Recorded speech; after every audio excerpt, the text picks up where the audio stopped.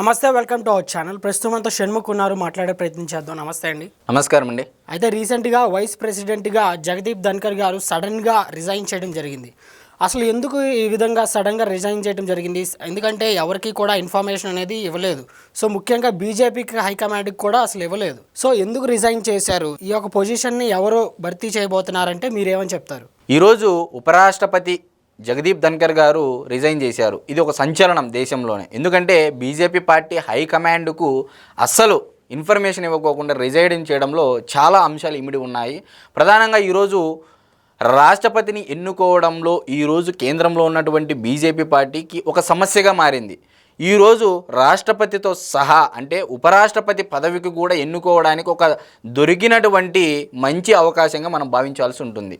ఇక్కడ ప్రధానంగా point number 1 మీరు ఇందాక అడిగారు, ఉపరాష్ట్రపతి ఎవరు నియమించగలుగుతారు ఇప్పుడున్నటువంటి కేంద్రంలో బీజేపీ. ఇప్పుడు రానున్నటువంటి బీహార్ రాష్ట్రంలో ఎన్నికలు జరగనున్నాయి. మరొక వైపు దక్షిణ ఇండియాలో అంటే సౌత్ ఇండియాలో పాగా వేయడం కోసము భారతీయ జనతా పార్టీ ఎప్పటి నుంచో ప్రయత్నిస్తూ ఉంది.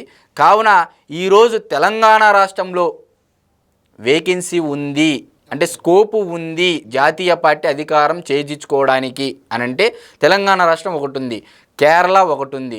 సో నెక్స్ట్ తమిళనాడు ఎలక్షన్స్ కూడా నెక్స్ట్ ఇయర్ రాబోతూ ఉన్నాయి. సో ఎవరికి ఇవ్వాలి అనే ఒక అంతర్మథనంలో ముగ్గురు ప్రధానంగా పాయింట్ నెంబర్ 1 ఈరోజు నితీష్ కుమార్ గారు అని చెప్పేసి చాలామంది ఓటేస్తూ ఉన్నారు. రెండోది శశి థరూర్ గారు అని చెప్పేసి ఓటేస్తూ ఉన్నారు. మూడోది కేసీఆర్ గారు అని చెప్పేసి అంటూ ఉన్నారు. మరి ఈరోజు నితీష్ కుమార్ గారు చూసుకుంటే బీహార్లో ఎన్నికలు జరుగుతున్నటువంటి నేపథ్యంలో ఈరోజు లోక్సభలో 292 మంది సభ్యుల బలం ఉంది, రాజ్యసభలో 126 మంది సభ్యుల బలం ఉన్నటువంటి ఎన్డీఏ కూటమికి బీహార్ ఎన్నికల్లో ఉపరాష్ట్రపతి పదవిని ఇస్తే, ఎందుకంటే అది రాజ్యాంగబద్ధమైన పదవి కాబట్టి ఖచ్చితంగా అది ఖాళీగా ఉంచడానికి ఎటువంటి ఆస్కారము ఉండదు. ఖచ్చితంగా అది భర్తీ చేయాల్సిన అవకాశం ఉంటుంది, అవసరం కూడా. ఇమీడియట్గా ఎన్నికల కమిషన్ కూడా నోటిఫికేషన్ ఇస్తుంది. దాని తర్వాత ఇమీడియట్గా ఉపరాష్ట్రపతి ఎన్నికైతే జరగనుందైతే మనం ఖచ్చితంగా చెప్పొచ్చు. ఈరోజు బీహార్ ఎన్నికలు జరుగుతున్నటువంటి నేపథ్యంలో నితీష్ కుమార్ గారికి ఉపరాష్ట్రపతి పదవి ఇస్తే, సో నెక్స్ట్ బీహార్ రాష్ట్రంలో బీజేపీ పార్టీకి అనుకూలంగా అక్కడ సీఎం సీటు, అక్కడ ఉన్నటువంటి క్యాబినెట్లో ఆ రాష్ట్రాన్ని చేజిక్కించుకోవడం కోసము ఉపరాష్ట్రపతి పదవిని నితీష్ కుమార్ గారికి ఎరవేస్తారా లేదా అనేది ఇక్కడ చాలామంది రాజకీయ మేధావులు అభిప్రాయపడతా ఉన్నారు.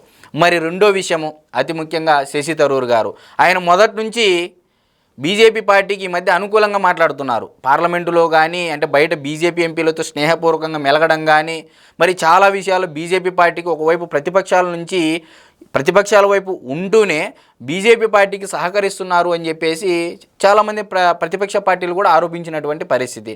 సో ఈరోజు శశి థరూర్ గారు కూడా 2వ ప్లేస్లో ఉన్నారు. మరి 3వ ప్లేస్లో అతి ముఖ్యంగా మరి భారతీయ జనతా పార్టీ ఎప్పటి నుంచో దక్షిణ ఇండియాలో ఫోకస్ చేయాలి.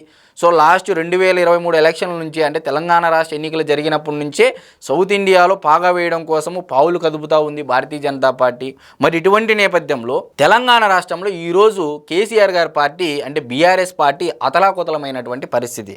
తన ఉనికిని నిలుపుకోవడం కోసం ఈరోజు సతమతం అవుతున్నటువంటి పరిస్థితి. మరి ఇటువంటి పరిస్థితుల్లో కేసీఆర్ గారి కుటుంబం ఖచ్చితంగా చెప్పుకోవాల్సి ఉంటుంది. ఎందుకు కేసీఆర్ గారికి ఉపరాష్ట్రపతిగా నామినేట్ చేస్తారు భారతీయ జనతా పార్టీ అంటే, ఈరోజు బీఆర్ఎస్ పార్టీని భారతీయ జనతా పార్టీలు విలీనం చేయనున్నారు అని చెప్పేసి చాలామంది రాజకీయ మేధావులు కథనాలు వినపడతా ఉన్నాయి. ఏ విధంగా ఏ ప్రాతిపదికన విలీనం చేస్తారు అంటే, ఈ మధ్యకాలంలో కేసీఆర్ గారి యొక్క కూతురైనటువంటి కవిత గారు ప్రతి ఒక్క బీఆర్ఎస్ పార్టీ తీసుకున్నటువంటి నిర్ణయంలోనూ క్వైట్ ఆపోజిట్గా ఆమె కూడా అంటే ఆమె ప్రవర్తన నియమావళి ఈ విధంగా ఉంది. బీఆర్ఎస్ పార్టీకి వ్యతిరేకంగా ఏ నిర్ణయం తీసుకున్నా దానికి అపోజిట్గా ఉంది కవిత గారు తీసుకున్నటువంటి నిర్ణయం. ఇది ముందే తెలిసినటువంటి కవిత గారు బీఆర్ఎస్ పార్టీని బీజేపీలో విలీనం చేయనున్నారని తెలిసినప్పటికీ కవిత గారు బీఆర్ఎస్ పార్టీకి దూరంగా జరిగి ఇది నాకు నచ్చలేదు కాబట్టి నేను జాగృతి పార్టీ పెట్టుకొని నా రూట్లో నేను వెళ్తానని చెప్పేసి ఆమె కవిత గారు స్వయంగా నిర్ణయం తీసుకోవడం జరిగిందని చెప్పేసి కొంతమంది అంటే అంతర్గత సమాచారం సేకరించిన మేరకు కొన్ని కథనాలు వెలువడతా ఉన్నాయి.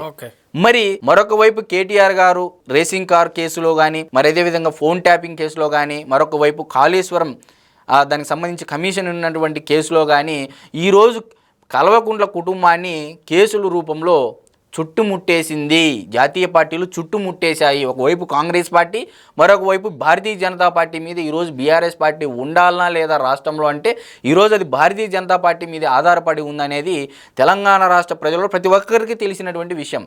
మరి కవిత గారేమో బీఆర్ఎస్ నుంచి బయటకు వచ్చారు, మరొక వైపు ఏమో కేటీఆర్ గారు లోకేష్ గారు నాకు ఫ్రెండు, లోకేష్ గారు నాకు తమ్ముడు. ఎందుకు లోకేష్ గారు నా తమ్ముడు, నాకు సత్సంబంధాలు ఉన్నాయి అని అన్నారు అంటే ఈరోజు ఎన్డీఏ కూటమిలో చక్రం తిప్పేటువంటి నేతలు ఎవరైనా ఉన్నారు అంటే నారా చంద్రబాబు నాయుడు గారు, నారా లోకేష్ గారు. మరి లోకేష్ గారిని పట్టుకుంటే భారతీయ జనతా పార్టీలో విలీనం చేయడానికి ఆస్కారం ఎక్కువగా ఉంటుంది. ఇక్కడ తెలుగుదేశం పార్టీని అంటే పోటీలో లేకుండా చేయగలిగితే, ఈ రెండు అంశాలు చేయగలిగితే మళ్ళీ బీజేపీ ప్లస్ బీఆర్ఎస్ ఇక్కడ అధికారం చేపట్టాయి, ఖచ్చితంగా చేపట్టనుంది అనే ఒక కొంత ఇంటెలిజెన్స్ ఇన్ఫర్మేషన్ ప్రకారము వ్యూహాతీతంగానే కేసీఆర్ గారి పేరు కూడా తెరపైకి రావడం అనేది జరిగింది. సో ఈరోజు కేసీఆర్ గారికి ఉపరాష్ట్రపతి పదవి, కేటీఆర్ గారికి ముఖ్యమంత్రి పదవి, బీజేపీ ప్లస్ బీఆర్ఎస్ ఉమ్మడిగా కలిసి పోటీ చేస్తే కేటీఆర్ గారికి ముఖ్యమంత్రి పదవి, మరి తెలుగుదేశం కూడా వారితో పాటు పాల్గొని ఉంటే, ఎందుకంటే ఇక్కడ తెలుగుదేశం పార్టీ శ్రేణులు కూడా ఒప్పుకోరండి. ఎందుకంటే గత 5 ఏళ్లలో చంద్రబాబు నాయుడు గారిని ఇబ్బంది పెట్టారు, మరి అదేవిధంగా నారా లోకేష్ గారిని కూడా వారి కుటుంబాన్ని చాలా ఇబ్బంది పెట్టారు. ఎవరు? కేసీఆర్ గారి కుటుంబము రాజకీయంగా ఎదుర్కొన్నారు. సో ఈరోజు ఇవన్నీ జరిగినటువంటి నేపథ్యంలో తెలుగుదేశం పార్టీ శ్రేణులు తెలంగాణలో ఉన్నటువంటి వారు ఒప్పుకుంటారా అంటే ససేమిరానని మనం అయితే ఖచ్చితంగా చెప్పొచ్చు.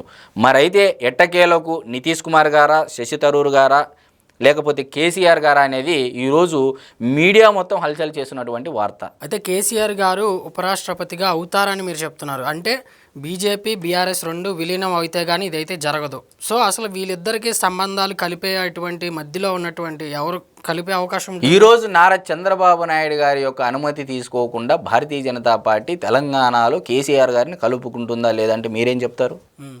ఈరోజు ఎన్డీఏ కూటమిలో ఉన్నారు. ఎన్డీఏ కూటమిలో ఉన్నప్పుడు ఈరోజు తెలుగుదేశం పార్టీ ఎంపీల బలం మీదే ఈరోజు కేంద్రంలో బీజేపీ పార్టీ అధికారంలో ఉన్న విషయము కేంద్ర పెద్దలకు తెలియదా?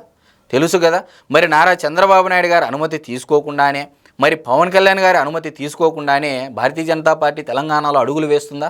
ఈరోజు తెలంగాణ రాష్ట్రంలో తెలుగుదేశం పార్టీ లేదు లేదు అనేవారికి 53 రోజులు జైల్లో కూర్చున్నందుకు నారా చంద్రబాబు నాయుడు గారి యొక్క శబ్దమై 2 తెలుగు రాష్ట్రాల్లో విజయగంట మోగించారా లేదా? మరి ఎటువంటి జస్ట్ పోటీ చేయలేదు, పోటీ చేయకోకుండా తప్పుకున్నందుకు ఈరోజు బీఆర్ఎస్ పార్టీ తెలంగాణ పల్లెల్లో అసలు లేనటువంటి పరిస్థితి, ఓన్లీ గ్రేటర్ హైదరాబాద్లోనే బీఆర్ఎస్ పార్టీ నిలబడింది అనేది ఈరోజు అందరికీ కనపడతా ఉంది. మరి నారా చంద్రబాబు నాయుడు గారి అనుమతి ఉంటేనే ఈరోజు బీజేపీలో బీఆర్ఎస్ విలీనానికి దారి దొరుకుతుంది. ఇది తెలుసుకున్నటువంటి కేటీఆర్ గారు లోకేష్ గారితో సత్సంబంధాలు ఉన్నాయి, నాకు లోకేష్ గారు తమ్ముడు లాంటోడు, వాళ్ళు ఏమన్నా రేవంత్ రెడ్డి గారిని ఉద్దేశిస్తూ నీలాగా దారి దోపిడీలు, దొంగతనాలు, మూటలు మోసిన వాళ్ళు ఏమన్నా లోకేష్ గారు స్టాన్ఫోర్డ్లో చదువుకున్నారు, మంచి అనుభవం ఉన్నటువంటి వాళ్ళు నీతి నిజాయితీ పరులు అని చెప్పేసి ఈ మధ్య చాలా పొగుడుతూ ఉన్నారు. సో ఈ నేపథ్యంలో భాగంగా నాకు తెలిసి రాజకీయాలలో ఎప్పుడు ఏమి జరుగుతుంది ఎవరికి తెలియదు. సో ఈరోజు కేసీఆర్ గారు కూడా వయసు మీద పడుతుంది, ఆయన కూడా ఆరోగ్యరీత్యా కొంత బలహీనపడుతున్నారనేది మనం చూస్తున్నాం. ఒక నెల నుంచి ఆయన ఇప్పటికి 2-3 సార్లు హాస్పిటల్కి వెళ్ళడము, చెకప్లు చేసుకోవడము, సో ఈ విధంగా జరిగింది. మరొక వైపు ఆయన రాజకీయాల నుంచి తప్పుకోవాలంటే రాజ్యాంగబద్ధమైనటువంటి పదవికి వెళితే గౌరవంగా ఉంటుంది. ఎవరైనా కేసీఆర్ గారైనా ఇంకోరైనా తెలుగువారే కాబట్టి ఖచ్చితంగా తెలుగువారికి అందరూ గర్విస్తారు కాబట్టి డెఫినెట్గా కేసీఆర్ గారి పేరు కూడా తెరపైకి రావడం అనేది ఇక్కడ మనం చూస్తూ ఉన్నాం. సో పార్టీ పెట్టి ఇప్పుడు విలీనానికి వీళ్ళు వ్యూహం వైపుగా వెళ్తారా? ఇప్పుడు అదే కదండి చెప్తా ఉండేది, కేసీఆర్ గారి పేరు ఇప్పుడు తెరపైకి ఎందుకు వస్తూ ఉంది. ఖచ్చితంగా ఈరోజు విలీనం చేస్తే తప్ప తెలంగాణ రాష్ట్రంలో బీఆర్ఎస్ పార్టీ బతికే పరిస్థితి ఉందా? రేవంత్ రెడ్డి గారు చూస్తూ ఉంటారా? ఈరోజు నాయకులను లాగేసుకుంటా ఉన్నారు. 2034 వరకు నేనే సీఎం అంటా ఉన్నాడు ఒకవైపు. మరి ఇటువంటి పరిస్థితుల్లో భారతీయ రాష్ట్ర సమితి అంటే బీఆర్ఎస్ పార్టీకి ముందున్నటువంటి లక్ష్యం ఏంటి? అధికారం చేజిక్కించుకోవడమే కదా. మరి ఇదే కేసీఆర్ గారు ఎప్పుడైనా ఒంటరిగా వెళ్ళారా? 2009లో రాజశేఖర రెడ్డి గారితోనూ 2004లోనూ సబ్జెక్ట్ కరెక్షన్ పొత్తులో వెళ్ళారా లేదా? మరి పొత్తులో భాగంగా అయినా కుదురుకోవచ్చు, లేదు బీఆర్ఎస్ని విలీనం చేయొచ్చు. అంటే 2 ఆప్షన్స్ అయితే ఉన్నాయి బీఆర్ఎస్ పార్టీకి. మరి అది పొత్తుతో వెళ్తారా, విలీనం చేస్తారా అనేది నారా చంద్రబాబు నాయుడు గారి నిర్ణయం మేరకే ఉంటుందని అయితే ఖచ్చితంగా చెప్పొచ్చు. ఓకే అండి, థ్యాంక్ యూ వెరీ మచ్. నమస్తే అండి.